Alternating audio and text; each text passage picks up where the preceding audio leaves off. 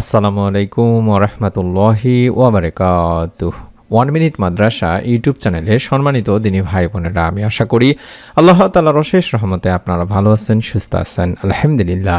আজ আলোচনা করব দরুদ পাঠের ফজিলত নিয়ে। যতদিন বাঁচবেন আল্লাহ রাব্বুল আলামিন পৃথিবীতে আপনাকে বাঁচিয়ে রাখবেন, ততদিন এই দরুদ পড়তে ভুলবেন না, দরুদের আমল করতে ভুলবেন না।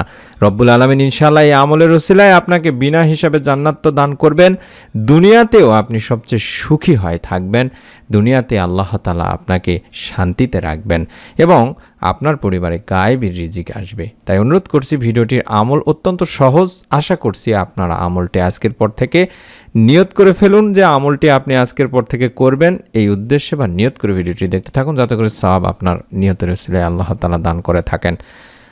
মহানবী সাল্লাল্লাহু আলাইহি ওয়াসাল্লামের নাম শুনলে তার প্রতি দরুদ পাঠ করতে হয়। নবী সাল্লাল্লাহু আলাইহি ওয়াসাল্লামের প্রতি অগাধ ভক্তি, শ্রদ্ধা ও ভালোবাসার দাবি হলো তার প্রতি দরুদ পড়া। এক্ষেত্রে ইসলামের বিধান হলো প্রথমবার নবীজির নাম শুনে দরুদ পাঠ করা ওয়াজিব, এরপর প্রতিবার পাঠ করা মুস্তাহাব। কোরআনে দরুদ ও সালামের প্রসঙ্গেও বলা হয়েছে দিনী ভাই বোনেরা। আল্লাহ রাসূল সাল্লাল্লাহু আলাইহি ওয়াসাল্লামের উপর দরুদ পড়েন স্বয়ং আল্লাহ তাআলা ও তার ফেরেশতারা। তাই অনুরূপ নির্দেশ দেওয়া হয়েছে বনি আদমকেও। পবিত্র কোরআনে ইরশাদ হয়েছে, নিশ্চয়ই আল্লাহ ও তার ফেরেশতারা নবীর প্রতি দরুদ পাঠ করেন। হে ঈমানদাররা, তোমরাও তার প্রতি দরুদ পাঠ করো এবং বেশি পরিমাণে সালাম পাঠ করো। সূরা আহজাব 56 নম্বর আয়াত। আলোচ্য আয়াতে আল্লাহ তাআলার পক্ষ থেকে দরুদ পাঠের ভাবার্থই হলো আল্লাহ তাআলা তার ফেরেশতাদের সামনে রাসূলুল্লাহ সাল্লাল্লাহু আলাইহি সাল্লামের প্রশংসা করেন, আর ফেরেশতাদের দরুদ পাঠের ভাবার্থই হলো তারা নবী সাল্লাল্লাহু আলাইহি সাল্লামের জন্য বরকতের দোয়া করেন।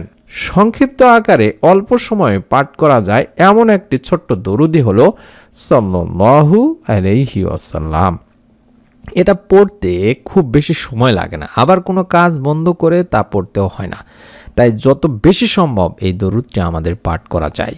আর সর্বোত্তম দরুদ হলো দরুদ ইব্রাহিম, যা আমাদের নামাজের শেষ বৈঠকে আমরা পাঠ করে থাকি। আর দরুদ পাঠ করলে কি কি ফজিলত, দরুদ পাঠ কিভাবে আল্লাহ রাব্বুল আলামিন আপনাকে শান্তিতে রাখবেন, রিজিকে বরকত দিবেন এবং আপনি জান্নাতে পর্যন্ত যেতে পারবেন, সেই বিষয়টি নিয়ে আমি সংক্ষেপে তুলে ধরছি। একবার দরুদ পাঠ করলে আল্লাহ তাআলা 10টি রহমত নাজিল করেন, অর্থাৎ একবার যদি পাঠ করেন 10টি রহমত আপনি আল্লাহ তাআলার পক্ষ থেকে পাবেন। এই সম্পর্কে আবু হুরায়রা রাদিয়াল্লাহু তাআলা আনহু বর্ণিত হয়েছে যে রাসূল সাল্লাল্লাহু আলাইহি ওয়াসাল্লাম বলেছেন, যে ব্যক্তি আমার প্রতি একবার দরুদ পাঠ করে আল্লাহ তার প্রতি 10টি রহমত বর্ষণ করবেন। সুবহানাল্লাহ। রব্বুল আলামিন আল্লাহ তাআলার রহমত যদি আপনার উপরে থাকে, এই পৃথিবীতে, এই দুনিয়াতে আর কোনো কিছুরই প্রয়োজন হবে না আপনার, কারণ দরুদ পাঠে আল্লাহর রহমত লাভ করা যায়। সুবহানাল্লাহ।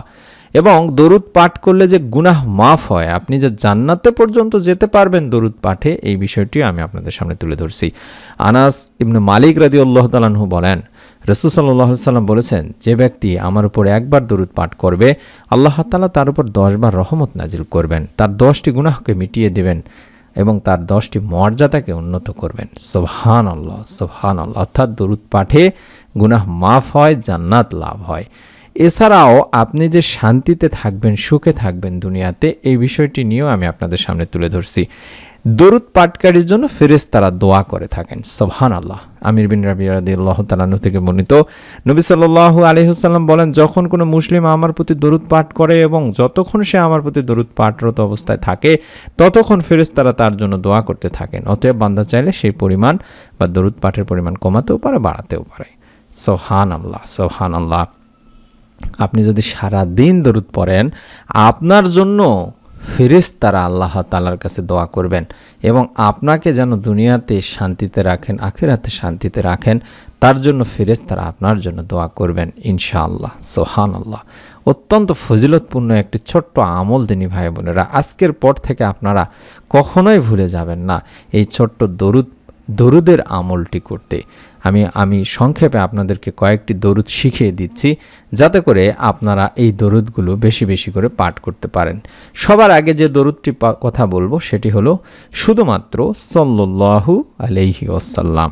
সাল্লাল্লাহু আলাইহি ওয়াসাল্লাম দিনে 100 বার অন্তত পাঠ করবেন, অথবা আপনি চাইলে আল্লাহুম্মা সাল্লি ওয়া সাল্লিম আলা নাবিয়িনা মুহাম্মদ, আল্লাহুম্মা সাল্লি ওয়া সাল্লিম আলা নাবিয়িনা মুহাম্মদ, এটিও পড়তে পারেন। অথবা আল্লাহুম্মা সাল্লি আলা মুহাম্মাদিন ওয়া আলা আলি মুহাম্মদ, আল্লাহুম্মা সাল্লি আলা মুহাম্মাদিন ওয়া আলা আলি মুহাম্মাদ, এটিও পড়তে পারেন। তাছাড়া আমি প্রথমে আপনাদেরকে বললাম যে সর্বোত্তম দরুদ হলো দরুদে ইব্রাহিম, যার নামাজ শেষে পাঠ করা হয়, অর্থাৎ নামাজের শেষ বৈঠকে পাঠ করা হয়। যদি সম্ভব হয় সেটা আপনারা পড়তে পারেন। মনের মধ্যে বিশ্বাস নিয়ে আপনারা দরুদের আমলটি আজকের পর থেকে করতে থাকুন। দেখুন আল্লাহ তাআলা আপনার উপরে ইনশাল্লাহ রিজিক দান করবেন, পরিবারের বরকত দান করবেন, আপনার গুনাহ মাফ করে দেবেন।